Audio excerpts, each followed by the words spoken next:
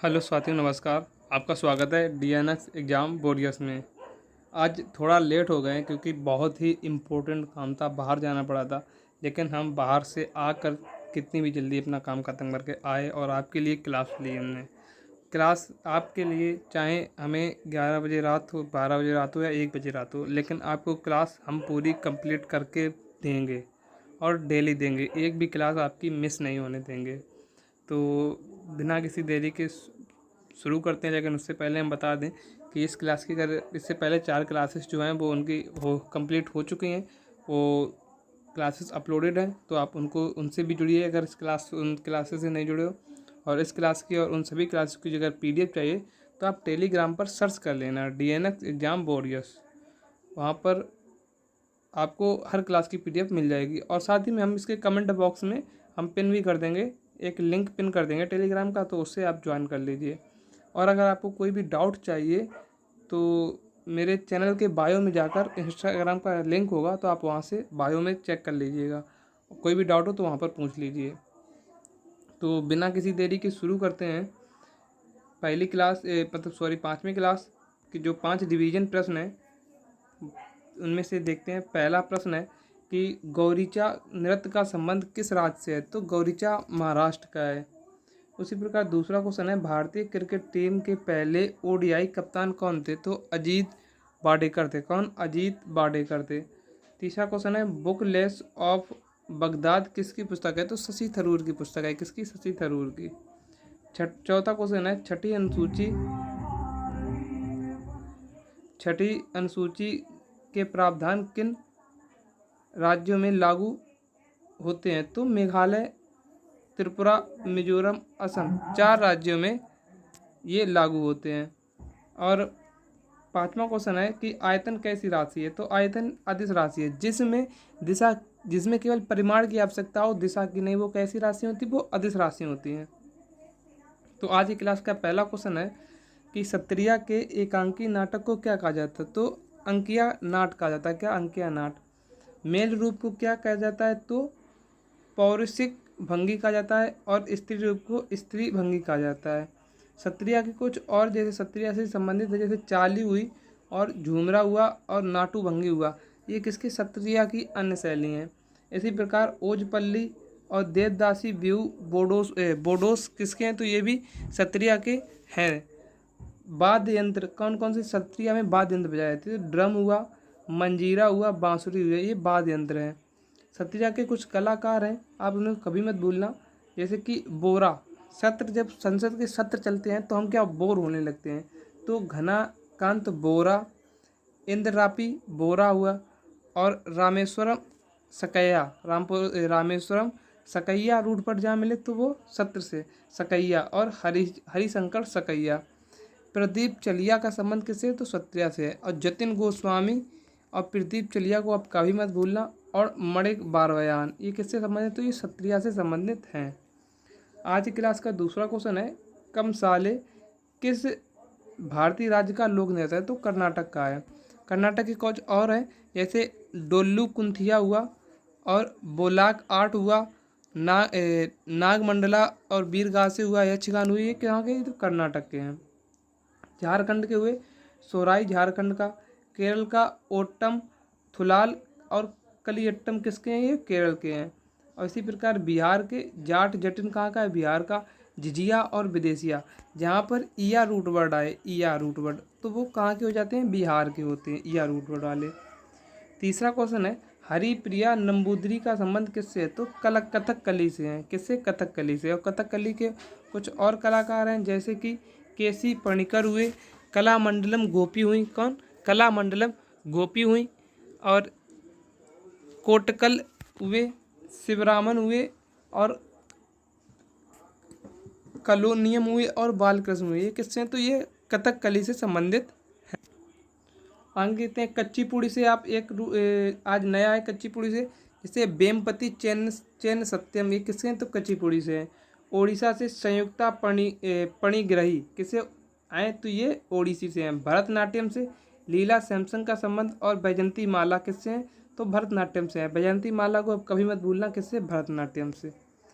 चौथा क्वेश्चन है रामनाथ बी राघवन का संबंध किस वाद्यन से? तो ये मृदगम से संबंध है। किसके? मृदगम से। अगर ए बी आनंद हुए, टी बी गोपाल कृष्णन हुए, उमैया लपुर हुए, ये किससे हैं? तो ये मृदगम से हैं। के शिवरामन किससे? मृदगम से। पाल घाट अय्यर किससे हैं? तो मृदगम से हैं। और गुरु बयूर दरोई किससे हैं? तो ये मृदगम से संबंधित है। आगे देखते हैं बांसुरी से कौन? तो राकेश चौरसिया हुए, जिन्हें ग्रैमी अवार्ड 2024 मिला। और हरिप्रसाद चौरसिया किससे? बांसुरी से संबंधित है। इसी प्रकार सितार से संबंधित कौन है? तो संजय बंदोपाध्याय किससे? सितार से हैं। सरोद से अमजद अली और इनके बेटे अयान अली और अमान अली किससे संबंधित? तो ये सरोद से संबंधित हैं। और हाफिज अली खान किससे? तो सरोद से संबंधित है। पांचवा क्वेश्चन है लिंगथाई चनबम का संबंध किससे है? तो जूडो से है। 2022 में विश्व क्रेडिट जूडो चैंपियनशिप जीतने वाली पहली भारतीय महिला बनी। इसी प्रकार जूडो का जापान का मार्शल आर्ट है। और इसमें प्लेयर जैसे घर के भारत के प्लेयर कौन कौन से हैं? तो धौदाम कल्पना हुई, सुशीला देवी हुई, गरिमा चौधरी हुई और टॉम्बी देवी हुई। किससे हैं? टॉम्बी देवी किससे? तो ये जूडो के प्लेयर हैं। आगे देखते हैं छठवां क्वेश्चन है ओडीआई के एक गेंदबाज अधिकतम कितने ओवर फेंक सकता है? तो ओडीआई में 10 ओवर फेंक सकता है। T20 में मैक्सिमम 4 ओवर फेंक सकता है। कितने? 4 ओवर। और टेस्ट मैच में कितने? 5 दिन का होता है। लेकिन इसमें एक क्राइटेरिया होता है कि 15 ओवर प्रति घंटे फेंकने चाहिए। और लेकिन एक बॉलर कितने भी ओवर फेंकते, इसमें कोई लिमिट नहीं होती है। T20 पावर प्ले कितने? 6 ओवर का होता है। और ओडीआई में पावर प्ले कितना? तो ये 10 ओवर का होता है। ओडीआई 50 ओवर कब से शुरू हुआ? तो ओडीआई में जो 50 ओवर है वो 1987 से शुरू हुए। और DLS जो डकवर्थ लुईस नियम है वो 1997 से लागू हुआ। सातवां क्वेश्चन है डेविस कप किस खेल से संबंधित है? तो टेनिस से संबंधित है। टेनिस का विश्व कप इसे कहा जाता है, डेविस कप को कहा जाता है। पहला डेविस कप कब हुआ? तो 1900 में हुआ पहला डेविस कप। सर्वाधिक बार विजेता कौन बना? तो USA बना विजेता। कितनी? 32 बार। 2023 में विजेता कौन? तो इटली बना। 2024 में आयोजन कहाँ हुआ? तो स्पेन में हुआ। और भारत 3 बार उपविजेता रहा लेकिन विजेता नहीं बना। टेबल टेनिस से अगर देखा जाए तो कारविलान कप किससे? टेबल टेनिस से। क्रिकेट से एशिया कप, बास्केटबॉल से विंसल कप। आठवां क्वेश्चन है the mystery of almost happiness नामक पुस्तक किसकी है? तो ये अरुंधति रॉय की है। अरुंधति रॉय की कुछ पुस्तकें हैं जिसमें मोस्ट इम्पोर्टेंट है कि the God of small thing किसकी पुस्तक है? तो अरुंधति की रॉय की है the God of small thing. आज़ादी हुई का द कास्ट ऑफ लिविंग हुई किसकी? अरुंधति रॉय की। द एंड ऑफ इमेजिनेशन किसका है? तो ये इनकी है। कैपिटलिज्म किसकी है? तो ये भी अरुंधति रॉय की है। और listing of the grass hopper किसकी है? तो ये भी अरुंधति रॉय की है। 2009वां क्वेश्चन है 2011 की जनगणना के अनुसार यूपी का सर्वाधिक पुरुष साक्षरता दर्ज की नहीं सॉरी यहाँ पर यूपी नहीं है, यूटी है। क्या है? यूटी, जिसे यूनियन टेरिटरी कहा जाता है। सर्वाधिक पुरुष साक्षरता दर्ज की गई लक्षद्वीप में 91.8। और सॉरी PDF में भी आप सुधार कर लेना। सबसे कम यूटी साक्षरता कहाँ है? दादर नगर हवेली की। कितनी? 76.2। जनगणना देखते हैं। अगर जनगणना अनियमित स्टार्ट हुई कब? 1972 में स्टार्ट हुई। किसके? मियो के शासन काल समय काल में। और 1881 में नियमित जनगणना किसके? रिपन के कार्यकाल में हुई। और 2011 में जनगणना कैमी 15वीं जनगणना थी। और स्वतंत्र भारत की 7वीं जनगणना थी। आज़ादी के बाद पहली जनगणना कब हुई? तो 1951 में हुई। जनगणना आयुक्त कौन थे? तो चंद्रमौली थे जनगणना आयुक्त थे। और स्लोगन क्या था? तो हमारी जनगणना हमारा भविष्य स्लोगन था। अगर राज्य की बात कीजिए सबसे ज़्यादा साक्षरता वाला राज्य कौन है? तो केरल 94% है जहाँ पर। और सबसे कम साक्षर राज्य कौन सा है? बिहार, जहाँ 61.8% है। 10वां क्वेश्चन है नागरिकता संशोधन विधेयक 2019 को संसद के किस तिथि में पारित किया गया? तो 11 दिसंबर 2019 को राज्यसभा में, 9 दिसंबर 2019 को लोकसभा में और राष्ट्रपति द्वारा मंजूरी कब मिली, तो 12 दिसंबर 2019 को मंजूरी मिली और ये 10 जनवरी 2020 से लागू हो गया। नागरिकता अधिनियम है कब का, तो ये नागरिकता अधिनियम 1955 का है। 11वां क्वेश्चन है कि भारत का एक नागरिक अपनी नागरिकता खो सकता है कितने तरीकों से, तो टोटल 3 तरीकों से। स्वेच्छा त्याग से, किसी अन्य देश की नागरिकता अगर वो हासिल कर लेता है तो या ले लेता है तो, और तीसरी सरकार द्वारा वंचित कर देना। 12वां क्वेश्चन है कि कौन नागरिकता के अर्जन हेतु शर्तों के नियमन के लिए सक्षम है, तो कौन बना सकती है संसद, तो संसद बना सकती है। आर्टिकल 11 के अनुसार संसद के पास है। और नागरिकता प्राप्त करने के कितने 5 तरीके हैं। कौन कौन से 5 तरीके, एक तो जन्म के अधिकार पर, वंश के आधार पर, पंजीकरण के द्वारा, रजिस्ट्रेशन करवाने का, प्रकटीकरण के द्वारा या क्षेत्र समावेश के द्वारा। जैसे भारत किसी पाकिस्तान को अपने देश में मिला लेता है तो पाकिस्तान के सभी नागरिकों को इसकी भारत की नागरिकता मिल जाएगी। इसी प्रकार 13वां क्वेश्चन है भारत में कौन सी नागरिकता है, तो संपूर्ण भारत में एकल नागरिकता है। कैसी एकल नागरिकता। 14वां क्वेश्चन है कौन सा मौलिक अधिकार विदेशी नागरिकों को प्राप्त नहीं है, तो आर्टिकल 15, आर्टिकल 16, आर्टिकल 19 और आर्टिकल 29, आर्टिकल 30 ये विदेशियों को प्राप्त नहीं है। 15वां क्वेश्चन है विधि के समक्ष क्षमता किसमें है, तो आर्टिकल 14 में है। लोक नियोजन के अवसर की समानता आर्टिकल 16 में है। अप्रत्याशितता के अंत किसमें है, तो आर्टिकल 17 में। शिक्षा का अधिकार किसमें है, तो आर्टिकल 21A में है। उपाधियों का अंत किसमें है, तो आर्टिकल 18 में है। आर्टिकल 15 क्या कहता है, धर्म, वंश, लिंग, जाति में भेदभाव नहीं करोगे। आर्टिकल 20 कहता है कुछ अपराधों की दोष सिद्धि में संरक्षण।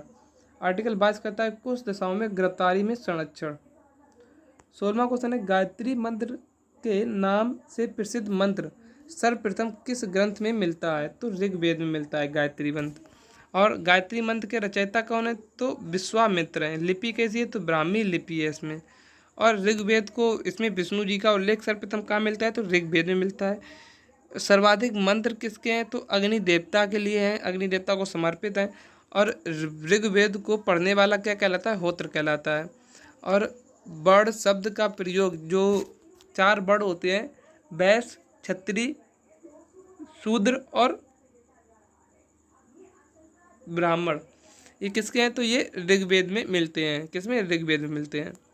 आगे देते हैं सूर्य देवता को समर्पित है ये वेद। और तीसरा मंडल किसमें है, गायत्री मंत्र किसमें है, तो तीसरे मंडल में है गायत्री मंत्र।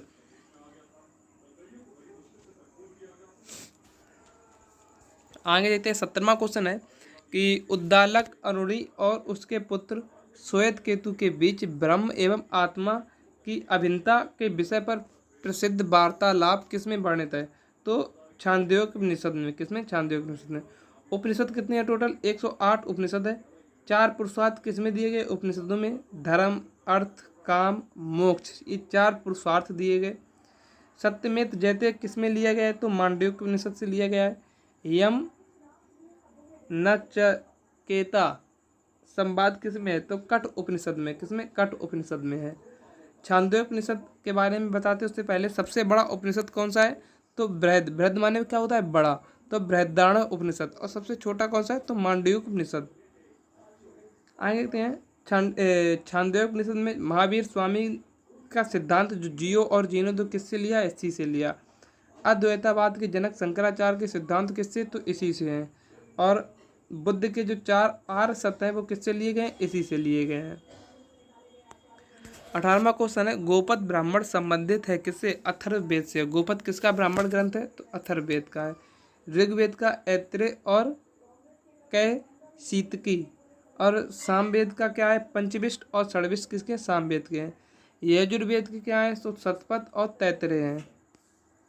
19वां क्वेश्चन है वेदांग क्या है, वेदांग क्या है, तो शिक्षा, कल्प, ज्योतिष, छंद, निरुक्त, व्याकरण। टोटल 6 वेदांग है। कितने, 6। आगे देखते हैं 20वां क्वेश्चन है अवेस्ता और ऋग्वेद में समानता है। अवेस्ता किस क्षेत्र से संबंधित है, तो ईरान से संबंधित है अवेस्ता। अंडमान और निकोबार द्वीप समूह में सबसे अधिक ऊंचाई वाली चोटी कौन सी है, तो सैडल पीक है। कितनी, 732 मीटर की। और ये नॉर्दर्न अंडमान में है। ग्रेट निकोबार की हाईएस्ट पीक कितनी है, तो ये हाईएस्ट पीक 642 है। अंडमान और निकोबार को कौन अलग करता है? तो 10 डिग्री अक्षांश अलग करता है। 22वां क्वेश्चन है, K2 के बाद भारत में कौन सी द्वितीय सर्वोच्च पर्वत शिखर है? तो कौन है? कंचनजंगा है, कंचनजंगा। इसकी ऊंचाई कितनी है टोटल? 8598, और ये कहाँ है? सिक्किम में है। और दुनिया का सबसे ऊंची चोटी कौन सी है? माउंट एवरेस्ट, जिसे सागर माथा के नाम से भी जाना जाता है। कितनी है? 8848 मीटर, जो कि कहाँ? नेपाल में है। और K2 की लंबाई, K2 की ऊंचाई कितनी है? तो ये है 8611 मीटर, जो कि कहाँ है? POK में, पाक अधिरत कश्मीर में। कामेट कहाँ की चोटी है? तो उत्तराखंड की है। नंदा देवी कहाँ भी है? उत्तराखंड में है। 23वां क्वेश्चन है कि सतलज का उद्गम स्थल कहाँ है? तो राकसताल, जो कि तिब्बत में है। और राकसताल जो कि तिब्बत में कहाँ? लोंगचेन खंबात जगह से। भारत में प्रवेश कहाँ से करती है? तो ये सिपकला दर्रे से भारत में प्रवेश करती है, और पंजाब में बहने वाली सबसे लंबी नदी है। सतलज और ब्यास का संगम क्या? हरिके बैराज कहलाता है, जो कि कहाँ? पंजाब में है। 24वां क्वेश्चन है कि किन दो नदियों का उद्गम स्थल लगभग एक ही है? तो ब्रह्मपुत्र और सिंधु के जो उद्गम स्थल लगभग एक ही है। ब्रह्मपुत्र का कौन ऐसा है? तो मानसरोवर बोखरचू हिमनद से, और सिंधु चेमायू चेमायू गंडूक निसत से, हिमनद से, जो कि सिनवा बाब जलधारा से, सिनका बाब जलधारा से। सबसे बड़ा नदी द्वीप कौन? माजुली द्वीप है, जो कि ब्रह्मपुत्र नदी बनाती है। अन्य नाम किसके हैं ब्रह्मपुत्र के?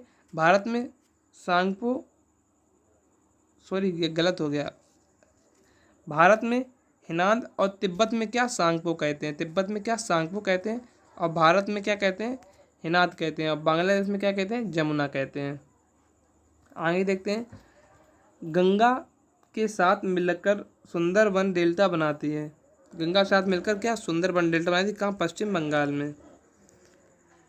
25वां क्वेश्चन है, कौन सी नदी बांग्लादेश में पद्मा नाम से जानी जाती है? तो गंगा जानी जाती है, जिसकी लंबाई कितनी है? 2525 किलोमीटर।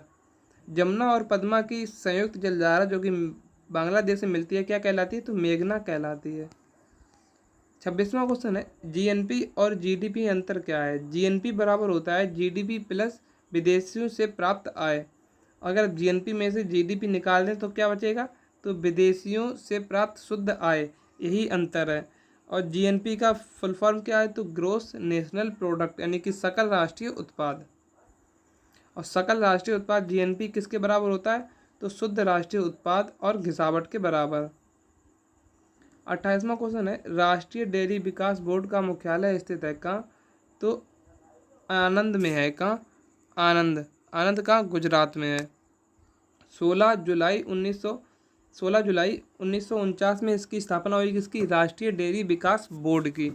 और किसने की? तो वर्गीस कुरियन ने इसके संस्थापक थे। और इनको किस लिए जाना जाता है? तो दूध क्रांति के लिए जाना जाता है, ऑपरेशन फ्लड के लिए।